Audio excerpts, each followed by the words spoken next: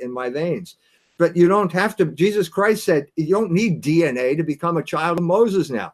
You follow Jesus Christ and then you become a child of Moses. What I'm saying here is that over this period of time, the church has come up with their way of saying, how do we follow the Torah? And the rabbis in rebellion against Jesus Christ have become their way. Obviously, there are two different ways now. The alienation has been complete for 2,000 years now. Obviously, they're going to be different. But the Jewish revolutionary spirit doesn't apply to you because, I mean, it's like the Talmud said, if not prophets, the sons of prophets. And the reason the Jewish revolutionary spirit flows through Jews, like possibly Brundlefly's son, is because they have the blood of the prophets flowing through them. No, that's not why. So what causes the Jewish revolutionary spirit if it's not the blood of the prophets? Rejection of Logos. But what's the difference when someone who doesn't have the blood of the prophets flowing through them rejects Logos, and when someone who does have the blood of the prophets flowing through them rejects Logos? I'm not saying Jews are the only people that reject Logos.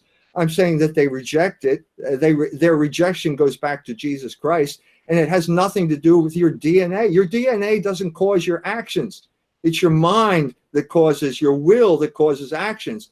Your DNA has nothing to do with it. But you're not saying there's a difference between someone who's descended from the prophets who rejects Logos and a goy who rejects Logos. That's the exact same thing, or there is a difference when the Jew rejects Logos? There is a difference because the Jew has a greater, what should I say, a greater gift than non-chosen people. And so the sin he commits by rejecting Logos is greater than the sin of a Yanomamo living in the Amazon rainforest in 5000 BC. Your sin is greater because you have greater responsibility because the law was preached to you by God himself, not just through the natural law.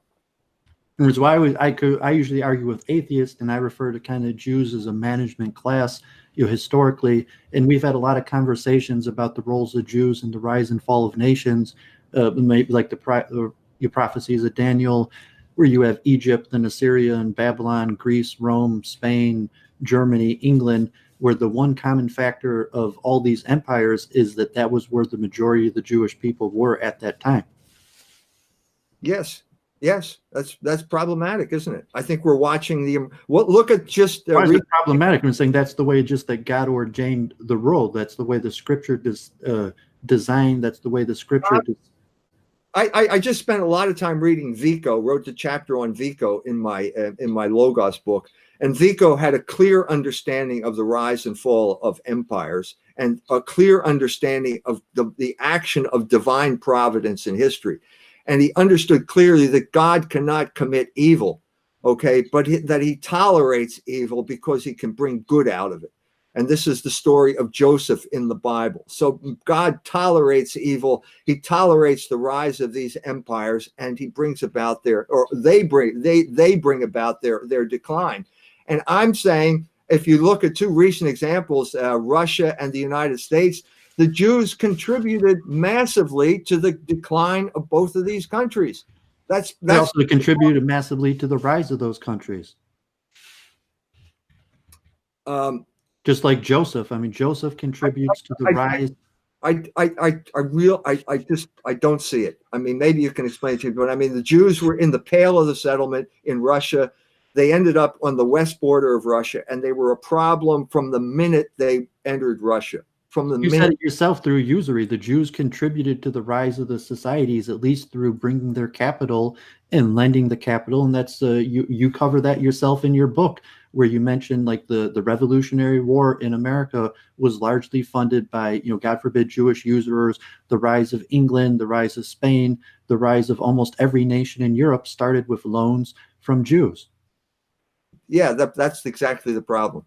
But would they have rose without the Jews coming, saying that if the Jews had never came to those nations, those empires would have never rose?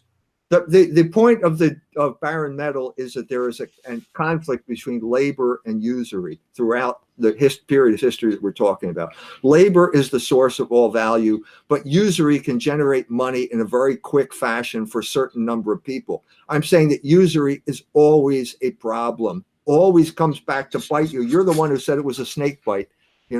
This is that Moses says that. Yeah, I know. God says it. You're quoting Moses, you're quoting the law of Moses, and that's exactly what it is. You lend people money and they have suddenly a lot of money to spend, and then suddenly they got to pay it back. And you're talking about the trajectory of rise and fall here. The trajectory of rise and fall and the trajectory of usury are the same thing. They're the same thing. Look at the course of look at our situation right now. Look at England in the 19th century. It's both. We're back up against the wall because of usury, because of over indebtedness is strangling the economy. So yeah, it can cause a rise. It's like a rush you get from caffeine, and then suddenly the caffeine wears off and you crash. That's what we're talking about. I was rereading before you came on about Pope Gregory the First and his laws trying to forbid Jewish slave owners of Christianity. Then Agbold, I think, who also had a very difficult time trying to release Christian slaves from Jews. I'm sure familiar to say pre-usury, the role. Obviously, the Talmud speaks at length about slave law. Patrick Little likes to quote Tacitus, who claims that the Jews dominated the slave trade in ancient Rome. But Charlemagne, from what I know, he purchased most of his slaves were purchased through the Radanites, Jewish Arab slave traders, and the church goes at great difficulty. Pope Gregory claims that the soul of a Christian slave owner, even if the slave is a rightful slave to the Jews, belongs to the church. And then Abigold makes all these rules trying to make it more difficult for Jews to own slaves, or what happens when the slave converts to Christianity. Because according to the Mosaic law, like a house slave of a Jew, when they're released, becomes a Jew. And the church had great difficulty. And you think the Ashkenazic Jews, genetically, that the origin of Ashkenazic Jews were probably slaves that Jews had purchased, and then when they freed those slaves, became Jews. And I don't know if you're right about that in your history of labor. I don't really deal with slavery. I don't really deal with the issue of slavery in either book, in either the Jewish Revolutionary Spirit or in Barren Metal. But I mean, slavery. Europe inherited slavery from the Roman Empire. The Roman Empire was basically a function of usury and slavery. Usury led more and more people into slavery. It's just that's the problem that we're having right now. So the question is, how do you get out of that? And I'm saying that the Benedictines had the way out by valorizing labor over usury and slavery. Human labor. Usury is the replacement for slavery, because slavery lasts in Europe. You have European people who are enslaved well into the 12th century, maybe longer. And you could read the writings of the popes and the church fathers, and they had a very difficult time trying to get rid of slavery. And as slavery finally does disappear, that corresponds exactly with the rise of usury. Right. And usury is a form of slavery. It's a more sophisticated form, and I think the British Empire converted to it.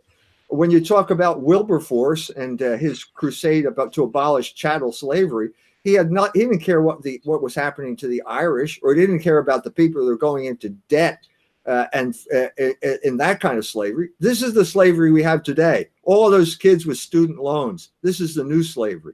So I agree completely with what you're saying. So, I mean, you disagree with the majority of people who watch this channel who are more in the white nationalists. And I would say it wasn't anything necessarily special about the European man. It was, in fact, that Logos was centered in Europe. And so to say, the church had its greatest success originally in Europe. And it wasn't necessarily something special about one nation or another. It just happened to be that's where Logos was centered at the time. Right. I've said that many times on many white nationalist shows. I just got back from Kenya. I spent 3 weeks in Kenya. I've just written up a report on why there's poverty in Kenya, which will appear in the May issue of Culture Wars. But when I was in Tanzania, I got this brochure from the Diocese of Würzburg.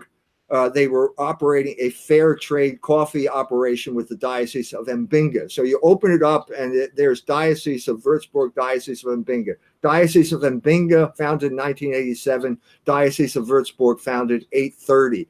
What's the difference between Würzburg and Mbinga? 1,200 years or 1,000 years of Catholic culture. And the mainstay of Catholic culture during this crucial period was the Benedictines. And the Benedictines' motto was ora et labora, work and pray. They were the first group in human history to understand the value of human labor. And they taught the Germans that value for 1,000 years. And the Germans became the best workers in the world. And that's why they had such a powerful economy.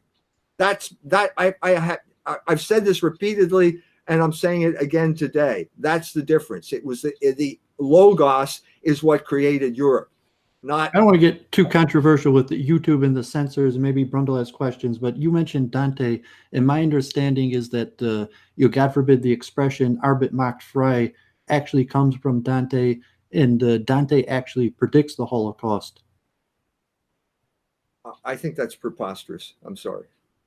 How could Dante predict the Holocaust? And yes, I agree that Arbeit macht frei. That's true. That is exactly true. No matter where they put it up, that is a true statement. I mean, that Dante, God forbid, says the cause of hatred of Jews is usury, and eventually there'll be a purge, God forbid, of Jews from all of Europe due to usury. Well, that's and he true. uses The main cause of animosity against Jews in Europe and in the Middle Ages and later was usury. That's absolutely true. That goes along with what the Talmud originally said before the rabbis in Europe, so to say, brought in the law, that the Talmud itself says that usury will bring catastrophe upon the nation, right, as the verses in Nehemiah and Ezekiel and the Hebrew prophets clearly say also. That's right. That's right. I agree. It's not anti-Semitism. It's usury. That's the cause. And would you relate, okay, Israel and the Golan Heights, and so you're more on side of the current Sharia law in Islamic nations that may have had a previous banking system similar to Catholic Europe, and that somewhat the battle between U.S. support and European support for Israel is the battle of usury, and it happens to be that, I don't know if you say the Muslims in Sharia law is defending Logos against usury. The Muslims lived in a world like the fly in the amber for 1,000 years, off by themselves, and they are a traditional society, and they preserved the traditional understanding of that usury was bad in their concept of riba. God will choose the side of justice, and the theft of Syrian land by Israel, the Golan Heights, is not justice. And the way the Israelis treat the Palestinians is not justice. And so they will eventually have to pay a price for their injustice. Yes, I think you're right. What you're feeling is about Dr. Jordan Peterson, sort of, I guess the guy asking the questions framing is co-opting the term logos in his use of it. Are you aware of this? Do you have any thoughts about it? I don't think he's co-opting. First of all, I didn't invent this term. Okay, I don't have a trademark or a copyright on the word logos. I'm kind of zeroing in on one of the central traditions of civilization. This word is the vehicle for one of the central traditions. So to say that he's co-opting this, I don't think that's true. I don't know when he started using it. More power to him if he uses it. We probably have a different understanding of it, but no, I think what you're seeing here is a general openness now to a term that has been submerged for too long. And the reason we have this openness worldwide for logos is because the American empire is spreading chaos, and logos is the only alternative to chaos. And that's why I think people are turning toward it now. Well, I make a quick point on that because I've talked about these streams, and obviously Aristotle in rhetoric uses the term logos, pathos, ethos, logos, and I tell Brundle his show, functions largely in pathos and ethos, and would be a better show, although maybe less interesting to the majority of people if it was largely in logos. And is that part of the meaning, the classical Greek rhetorical meaning, when they refer to rhetoric in logos? Is that in agreement with your understanding? Yeah, logos is fundamentally speech. It's a word and it's speech, and the basic manifestation is people talking to each other. And rhetoric is a way of saying this is a more effective way to talk to each other. If you do this and this and this, you'll be more effective in getting your point across. So yeah, obviously it's a form of logos. I'm just saying it goes up and up and up beyond that. It keeps expanding to include more and more sophisticated terms. And I'm saying St. John's use of the word logos when he says God is logos is one of those exponential jumps where suddenly you have a whole new realm, a whole new dimension opening up based on that word. Does that mean ethos and pathos are in opposition to logos? No, or logos. I mean, if you're talking about the soul, it's reason, will, and passion.